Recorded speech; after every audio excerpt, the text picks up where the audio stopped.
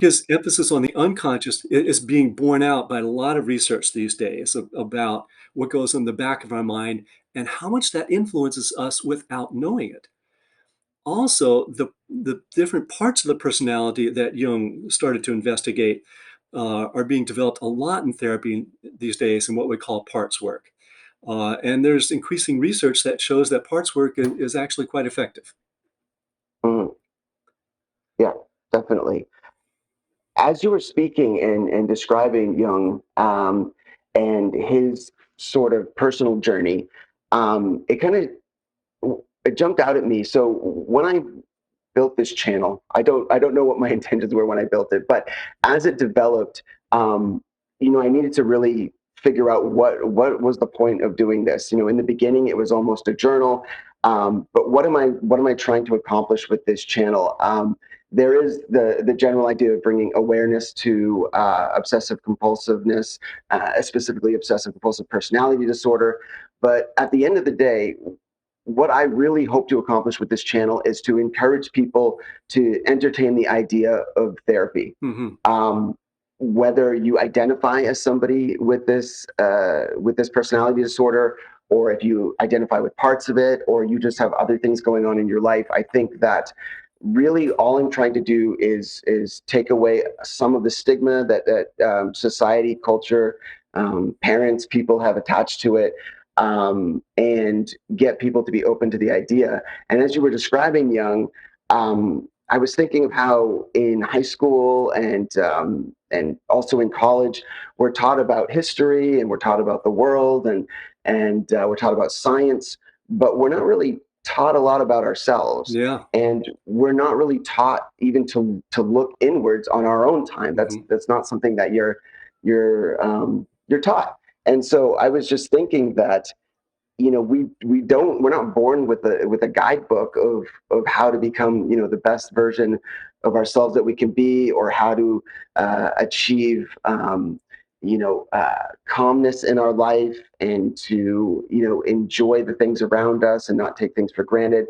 And so I just think that when you were describing that, it even speaks more to the idea of how beneficial therapy is, how beneficial treatment can be, even if you're not you know, experiencing obvious signs of any sort of mental health issues. Yeah. I think everybody can benefit from sitting down and talking about what they're going through and listening to somebody that's not going to judge them, and somebody that has a lot of experience that can, help guide them and steer them and get them to all the different places that they want to be. Yeah. I agree. I think we can all benefit from therapy.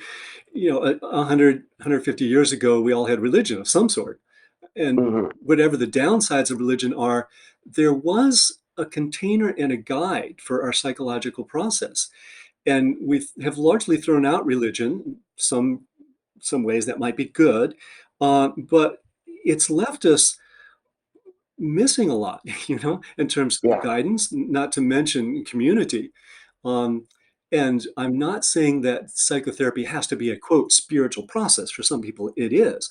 But the Yeah. chance to sit down and reflect on a regular basis with someone there who hears you and reflects back, um, I think that's profoundly important. Yeah. I think it was about 2 years ago, I was in Bali. And as I was flying into Bali, I was reading, and I'm the name of the author is escaping me right now, but I was reading The Righteous Mind. Mhm. And I'm flying. Do you know that? Are you familiar with that book? I don't think so. Okay, I'll look it up after Okay. we just talk about it. I'll send it to you, but I'll also post it in the description too for people to look up. But the book was The Righteous Mind, and it was a coincidence. I was flying into Bali, and there was an excerpt in the book that was talking about the religions of Bali, Mhm. and they developed because everybody in Bali was trying to make money to provide for their family by growing rice, and they were constantly diverting water away from their neighbor's farm in order to have the water for their rice. And Mhm. people were not getting along. There was a lot of fighting. There was no sense of community. And according to historical analysis, they developed these religions kind of. They borrowed bits and pieces of other religions, but they put these together in order to have a code of morals that people could live by, and then that in turn would encourage people to get along and to share with their neighbor. Uh-huh. So everywhere that the water diverted, they built a temple, Huh. and the water was to come out in equal parts, kind of going to whichever farm that it was going to. Uh-huh. So it solved the problem. And again, it's not that you necessarily need religion to solve these problems, but you do need something. You do need a reason. Well, I think it helps in living together communally, um, but I think we also need a time for reflection. Our culture is so frantic these days that Hmm. it's to sit down and reflect for 50 minutes a week can be really helpful. Yeah, absolutely, absolutely, and that almost feels like the bare minimum in order to get through what's going on these Yeah, days, especially over the last couple of years. I think a lot of people would agree. yeah. Um, so I do want to make sure that we get into your book. So the name of your book is The Healthy Compulsive, Mhm. and the idea of that, of course, is to me, is a very refreshing point of view. Um, do you think that somebody that is compulsive by nature, if raised in a positive environment, I think we've touched a little bit on this, is still more likely to become pathological? That human nature or whatever else might be at play tends to send us down the wrong path, sort of naturally? Or do you think that we're just not good at picking out the healthy compulsives in society? Um, uh, Let me answer the first question first. Uh, Okay. Yeah, um, that was a I, lot, I I suppose. I think it's unlikely that your genes would be so bad that you would be pathologically compulsive, even with a really good family. Okay. Um, I think that might be more the case with something like OCD as opposed to OCPD. Hmm. But I don't think that the genes themselves could make you into a really unhealthy compulsive. I'll give you an example of something like that. Um, Okay. I was listening to a program on National Public Radio, and it was a research scientist and he was studying antisocial personality disorder. And he looked at it by looking at brain scans. And they had identified a particular, I guess, neural configuration, which was typical of people who had antisocial personality disorder. And he was looking at this one scan, and he realized this scan did have that neural configuration, and he realized that Mm. was a scan of his own brain. Okay. However, he was not antisocial. He had been raised in a family which was very welcoming and loving, so he did not develop those antisocial tendencies. Yet he had the biological substrate which could have led to it. I Okay. don't think So that, yeah, I don't that definitely answers that. So the latter part of the question was, I think more or less, we'll say in the U.S., I think when people hear compulsive, they don't necessarily start thinking of that as a positive trait. yeah. So what the second part of my question is, do you think that we're, as a culture or as a society, we're not really good at picking out healthy compulsives, identifying what a healthy compulsive is, or a driven personality? Yeah, I think that the word compulsive has gotten a bad rap. If you look at the etymology of the word, it means it's an urge that's very difficult to resist. That's not a bad thing. There are a lot of really healthy urges that, thank goodness, no one resisted them because they've led to lots of great things. Right. Whether I think you might have mentioned this briefly before, whether it be artists or athletes, some politicians, some religious leaders. The example that comes to my mind is Wynton Marsalis. So Wynton Marsalis is a trumpet player, an educator, composer Yeah. who's won numerous Grammys for both his classical playing and his jazz playing. Now, I happen to know Wynton a little bit because we're both from New Orleans. Wynton is someone who I think is very driven, yet at the same time, I don't think it's made him unhealthy. I'll give you some examples. So we were at a workshop in Vermont. He was about 19, I was about 24, and so we were practicing classical music all day, listening to it, critiquing it all day, classical music. So at the night, most of us would be in the bar having a drink. He would be up in his room practicing jazz licks.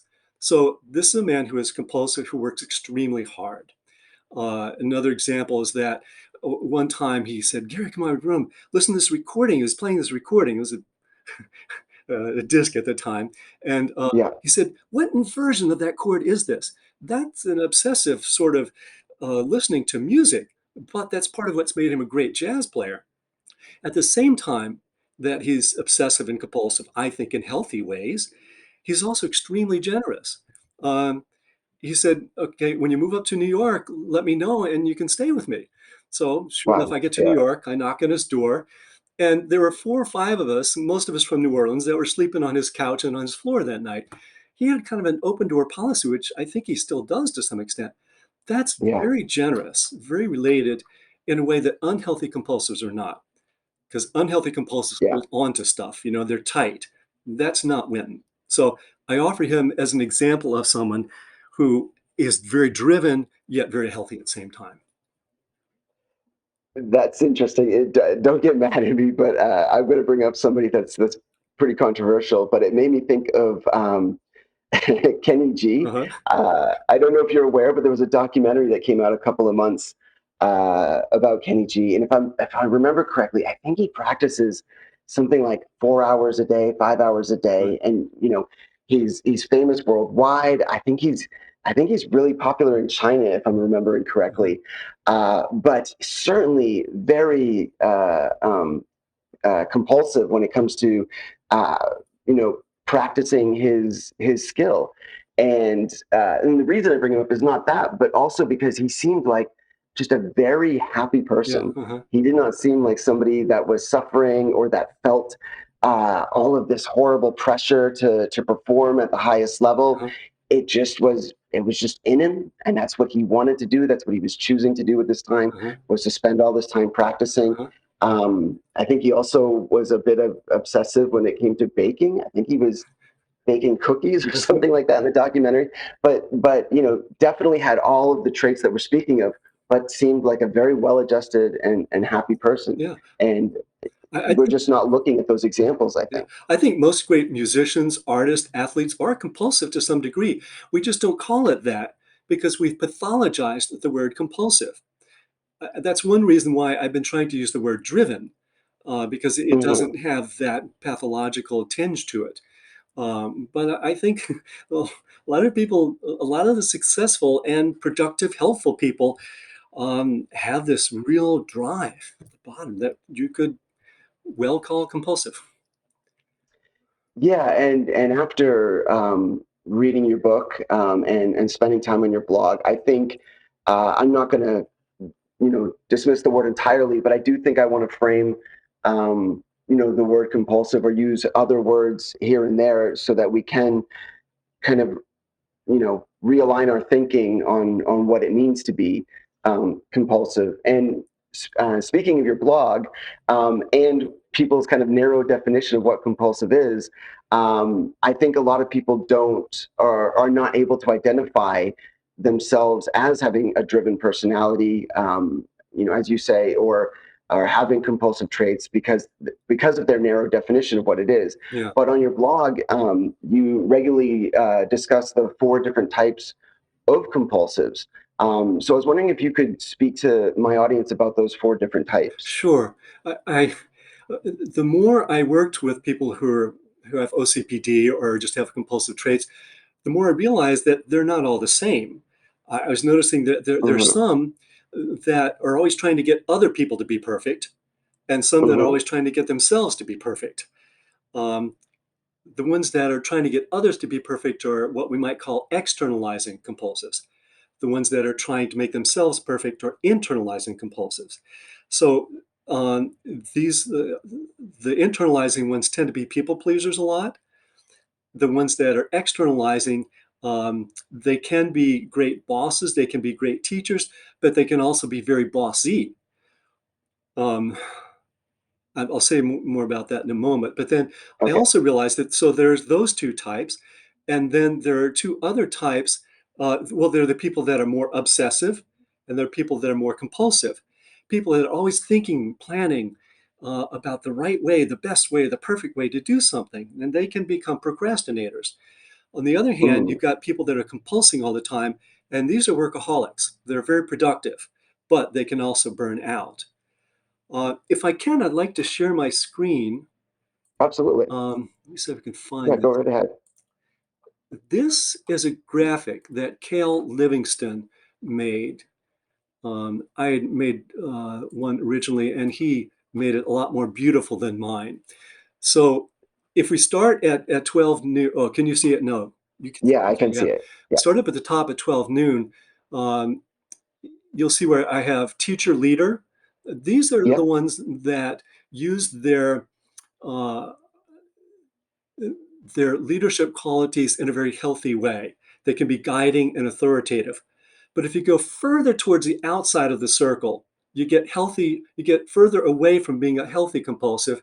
And these are Yeah. the people that are controlling, authoritarian, bossy. On social media, a lot of the discussion forums, we hear from people who are partners, people who have OCPD, and how painful and frustrating it is for them to live with people who have OCPD. I think they're largely living with the people who are controlling and authoritarian. They have that particular part, that particular type of obsessive compulsive personality, and that can be one of the hardest to live with. Moving now to about 3 o'clock, on the far right, you see manic compulsive workaholic. That's if Yeah. you take it to the extreme. These are people that are always working, can't stop working. They can be very productive and energetic if you get closer to the center. And these are the doer workers. Yeah. Another type is what I have called so far the servant or friend. Someone suggested I call it the server friend. I think she was right. And by the way, I'm still working on these titles. I don't think I've got them all Sure. perfectly yet. Sure. But at their best, they're very responsive, they're accommodating, they help community. At their worst, they're people pleasers who lose what they have to offer the world because they're so worried about not pleasing other people. And then if we go to 9 o'clock, these Yeah. are the thinker planners. If they're healthy, they're reflective, they're appropriately cautious, they serve a real function about being careful. If they're unhealthy, they can be obsessive procrastinators and they never get anything done. So, this is what Jung would call a mandala. It combines quaternity with circularity. The closer Hmm. you are to the center, and the more you can include all of these different parts in a healthy way, the healthier you are as a compulsive. So this is kind of an outline, I think, for how to think about our personalities to get them to be whole. So for instance, let's say you lean too much on the teacher leader side, maybe it'll be helpful to be more of a servant friend. And Mm. devised this, and I was teaching it in a workshop, and I was going through the questions myself, I realized that I'm much too much of a doer worker and I'm not always enough of a thinker planner. I press send too Mm. soon sometimes, you know? Yeah. That's sort of an impulsive thing. So that's what I've come up with so far. Sure. I think what's interesting to me is looking at all of those and identifying with them, not only in different degrees, but for me, I've really experienced those at different times in my life. Yeah. I've seen my own compulsions and obsessions, and the levels of them and where they fall shift. I think for me, when I was younger, I was a lot more of the doer. And then I had a lot of setbacks, and those setbacks and my desire to kind of achieve some level of perfectionism and always missing the mark led me to later on, probably more in my 30s, become more of a procrastinator, Mm-hmm. out of fear and out of worry, and then that kind of overtook. And then there's been times where the leader and kind of the bossiness and that sort of stuff, which I get a lot in my comments. A lot of people that live with somebody or work with somebody that tends to lean that way. Those tend to be the people that are most, dealing with the most amount of Yeah. frustration when they have somebody like that Mm-hmm. in their life in some way or another. So I think that that's a really, really excellent way to lay all of that out. It makes it really clear. It makes sense. And it also shows us what in just this simple chart, and what a healthy compulsive looks like, which I think it's a really good thing to be putting out there. Good. I think it's important because any of these four types can meet the criteria for the DSM OCPD. Um, Hmm. and I think, if you're saying, oh, people with OCPD are terrible, they can never change, it's not looking at the different possibilities. But also, one of the reasons why the whole Healthy Compulsive project is here and Hmm. this mandala is to help to try to change the perspective on it, because one of the difficulties we have with OCPD is it's hard for people to seek therapy. They are convinced Yes. that what they're doing is right. The more we pathologize that, the worse we make it. The more we can see the inherent potential in it, no matter how bad it gets, the more likely it is that they can say, oh, yeah, I recognize myself there. Maybe I'll even feel better if I go to a therapist to work on it. Yeah, I completely agree with the idea of pathologizing it is creating more of a division between, or it's making it harder for somebody to entertain the idea of getting into therapy. Mhm.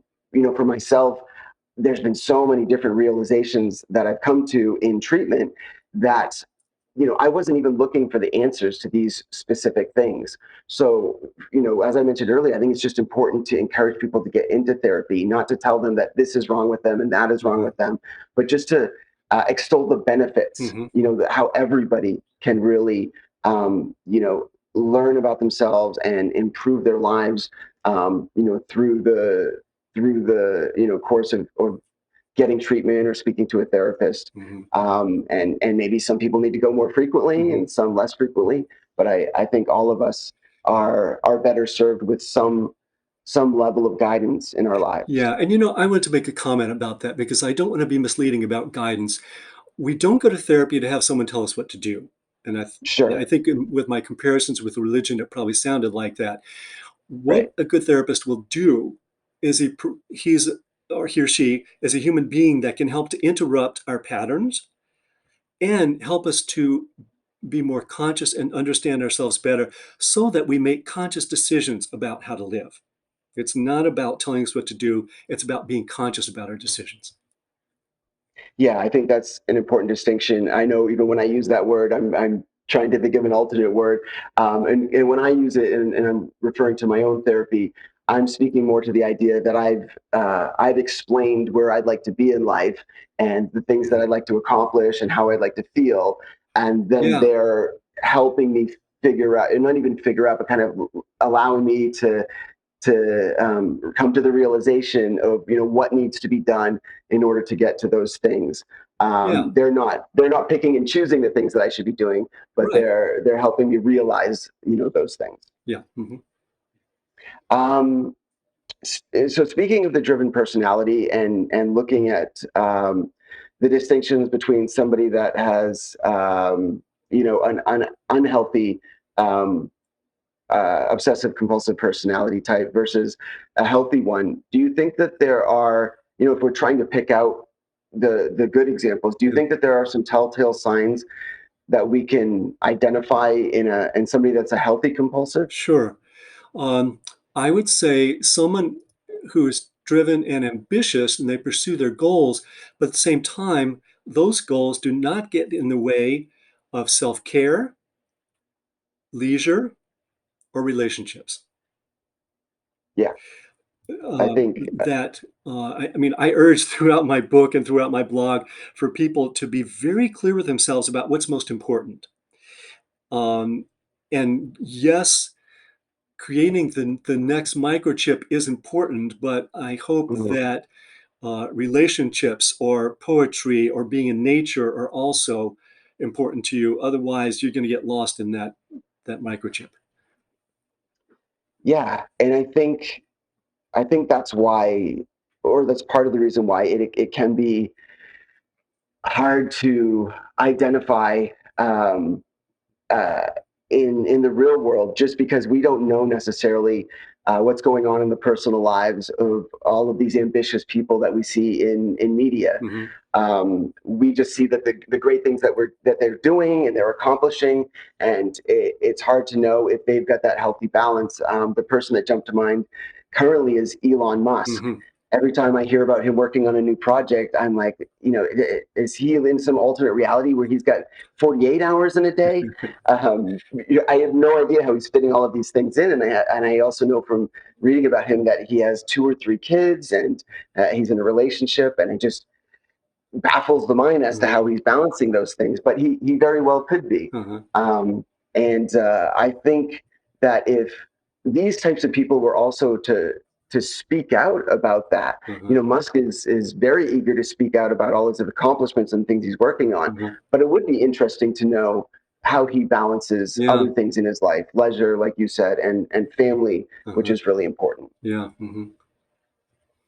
Um, as your book speaks more broadly to those that are struggling with an unhealthy driven personality, what do you think are some of the key distinctions between somebody with OCPD versus somebody that doesn't have OCPD, but is still struggling? Yeah. Uh, well, the way I like to put it is that uh, a healthy compulsive is someone who lives their life following their passions and using their talents in the service of love. Someone who is not a healthy compulsive is going to be hijacking those talents that come with a compulsive personality, but using them in service of insecurity or even anger. So motivation has a lot to do with it, I think. Um, in psychology, we call this an approach motivation as opposed to an avoidance motivation.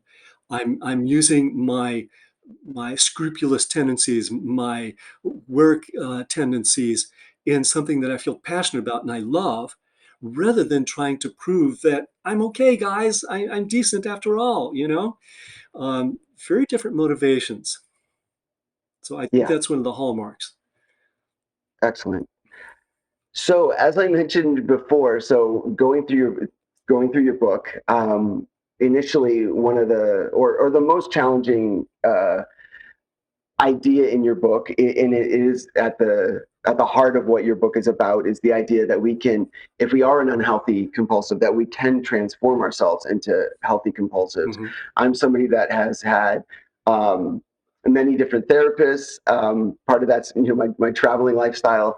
I've gone through different types of therapy, and I've tried on my own, before I even entertained the idea of therapy, but that I was aware that these traits of mine were not doing me any good, Mm-hmm. in their current form anyway. And then also with the help of therapists over the years to sort of become a master over my obsessive compulsive nature. Uh-huh. So what do you think are the most common obstacles Mm-hmm. that prevent somebody that is aware that they want to change, Mm-hmm. and they're actively trying to make that change, but they're not quite getting there, they're still struggling with it? Mm-hmm. It's really hard to say. I know that you're asking me about the most common one, but Sure. I think the one that I would name the most is how terrifying it can be to face into our insecurities about not trying to be perfect and not trying to control. It's really scary, and I think it's hard to describe. Um, I lay out my book in a fairly systematic way, steps to go through in order to work this through to become a healthier compulsive. But if there's one that I'd have to say where people get stuck, that would be it. Um, I'll give an example. I worked Okay. briefly with a man who had worked for a corporation, very high level, and he had helped them solve lots of really difficult problems. And he realized after working for them for like 8 years that he had just had enough. He had to get out because he wasn't living in a very balanced way. And so he wanted to do analysis to try to get more balance to understand himself. Um, and so we worked for maybe like 5 or 6 weeks, and then he got a phone call offering him another job, uh, similar sort of job, very demanding, lots of problems to solve. He could Mhm. not say no.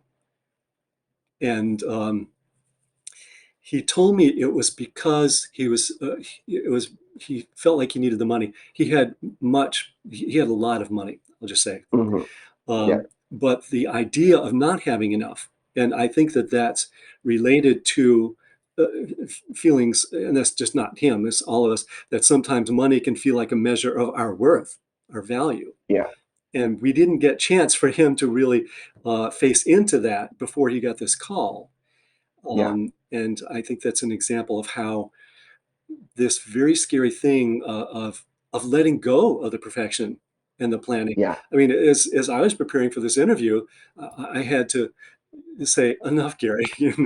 Uh, you can't memorize all your answers I to am this. with you on that. Yeah. And I decided, okay, this is a good opportunity for me to face into my fear of not being enough, not being perfect, not knowing it all. Uh, that's the scariest thing that I think can probably get most of us stuck.